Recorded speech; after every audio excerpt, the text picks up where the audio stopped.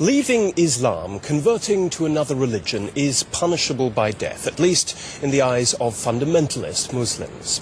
Scholars still argue over exactly what the Quran says. But it is a simple fact that the roughly 200 Muslims who convert to Christianity every year here in Germany are subject to all manner of harassment, including death threats. Many of them suffer in silence, others are more open about it, like the small community of converts we visited in the western city of Cologne. Some members of this congregation are risking a lot to attend this service. A number of former Muslims belong to Cologne's only Turkish Christian community, and they fought hard for the right to be here. More than 40 families have joined Pastor of Çorlu's parish over the last 15 years. They're well aware that many Muslims have a hard time accepting the fact that there are converts from Islam to Christianity. Converts come under a lot of pressure from the Muslim community. Özgür originally came from eastern Turkey. His parents threatened to kill him when he renounced Islam in favor of Christianity. My father always said he would kill me.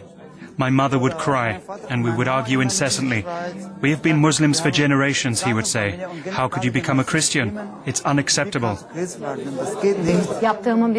If I told people in Turkey that I'm now a Christian, then even my family would be ostracized. I'm very aware of this. I don't know what would happen. I've never been back since I converted.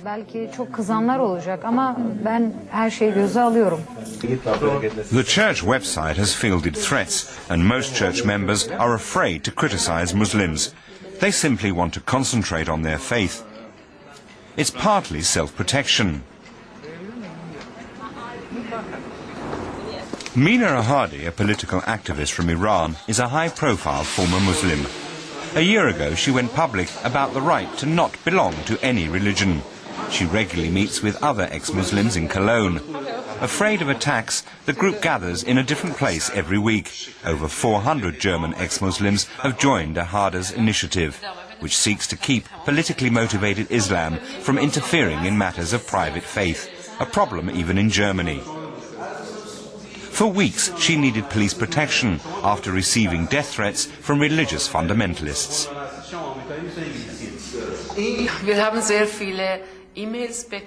We've received a lot of emails, hate mail, and even phone calls. After one event at the University of Cologne in December, someone called my mobile at 2 in the morning. My husband answered, and a voice said, "Your wife is already dead."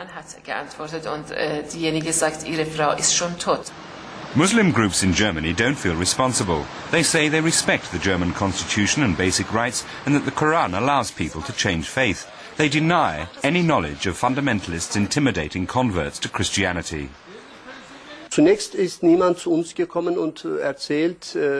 No one has ever come to us and told us that they are being threatened. So I have never actually encountered this situation. In the mosques, we teach that Islam is a religion that condemns violence in the name of faith.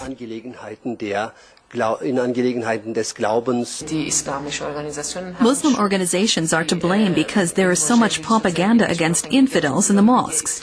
They believe that you cannot leave the Islamic faith, and that if you're once a Muslim, you're always a Muslim. So what we have done is a sin. Islam is incompatible with religious freedom, says Nazim Ben Iman. He used to be a radical Muslim. Today he's an equally radical Christian and a missionary too. He thinks the German government is making a mistake by seeking dialogue. Those involved need to have their say about how it feels to be persecuted by the Muslim community. People only ever want to talk about integration and whether it's working and so on. But that means that certain issues are simply overlooked.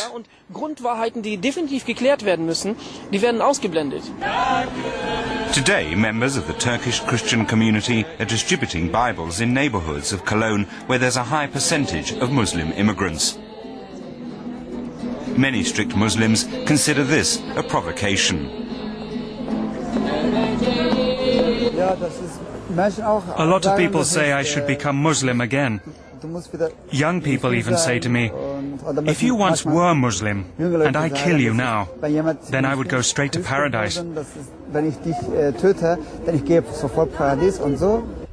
Church leaders in Germany consider proselytizing to Muslims a controversial act that tends to provoke conflicts. Pastor Afciolu has a low opinion of the politics. He sees his mission as a response to the oppression of people of different faiths in Muslim countries. We would never be able to do in Turkey what we do here. Our brothers and sisters in Turkey cannot. But in Germany, we have the opportunity to spread the word.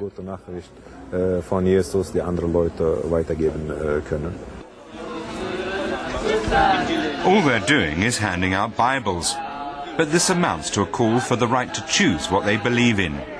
A call they hope the Muslim community in Germany will soon start to heed.